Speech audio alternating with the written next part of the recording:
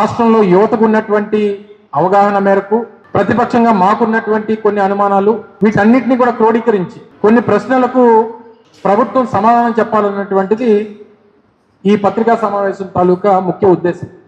ఈరోజు ముఖ్యమంత్రి గారి కొడుకు పెద్ద ఎత్తున గూగుల్ పేరిట పెద్ద ఎత్తున మార్కెటింగ్ చేసుకుంటున్నారు. అది మనం అందరం కూడా చూస్తున్నాం. ఇది ఒక చారిత్రాత్మకమైనటువంటి ఘట్టం అని, నా 45 సంవత్సరాల చరిత్రలో ఇది గొప్ప అనుభవం అని వారు చెప్పుకుంటున్నారు. సరే, వారి మార్కెటింగ్ విషయంలో మనం ఎవరో సాకుతాము, దాని జోలికి పెద్దగా వెళ్ళను నేను. ఈ రోజు తండ్రి కొడుకు ఇద్దరు కూడా గూగుల్ పేరిట గూగుల్ వచ్చేస్తుంది.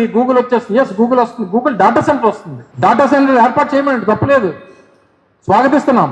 కానీ డేటా సెంటర్ తో పాటు వాళ్ళ తాలూకా ఒక డెవలప్మెంట్ సెంటర్ కూడా పెట్టమనండి. విశాఖపట్నంలో కమిట్ చేయండి. వాళ్ళు ఒక 20,000 మందితోనో 10,000 మందితోనో ఒక డెవలప్మెంట్ సెంటర్ కూడా విశాఖపట్నంలో పెట్టమనండి.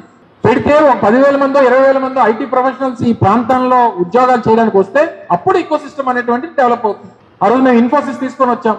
ఇన్ఫోసిస్ కమిట్మెంట్ 10,000 మంది ఎంప్లాయ్మెంట్ చేస్తామని ఇనిషియల్ గా 1,500 2,000తో చేస్తాం. ఈ రోజు ఆ 2,000 మంది పనిచేస్తున్నారు ఇన్ఫోసిస్. సో ఇన్ఫోసిస్ లో ఎంప్లాయీస్ డెవలప్మెంట్ సెంటర్ పెట్టింది కాబట్టి ఈరోజు ఇన్ఫోసిస్ కార్యకలాపాలు ఇక్కడ జరుగుతున్నాయి కాబట్టి ఆ రోజు మేము టీసీఎస్ ని రిక్వెస్ట్ చేసుకోగలిగాం. ఈరోజు టీసీఎస్ కూడా వారు ఆపరేషన్ స్టార్ట్ చేయడానికి రెడీ అవుతా ఉన్నారు. సో మీరు గూగుల్ తీసుకొస్తున్నాం అని అంటే గూగుల్ డేటా సెంటర్ వస్తుంది తప్ప గూగుల్ డెవలప్మెంట్ సెంటర్ వస్తే ఈ ప్రాంతంలో ఆ ఈకో సిస్టమ్ డెవలప్ అవుతుంది తప్ప గూగుల్ డేటా సెంటర్ వల్ల ఎంప్లాయ్మెంట్ జనరేషన్ అవుతుంది అనేటువంటిది అది అవ్వదు అనేటువంటిది అందరికీ తెలుసు.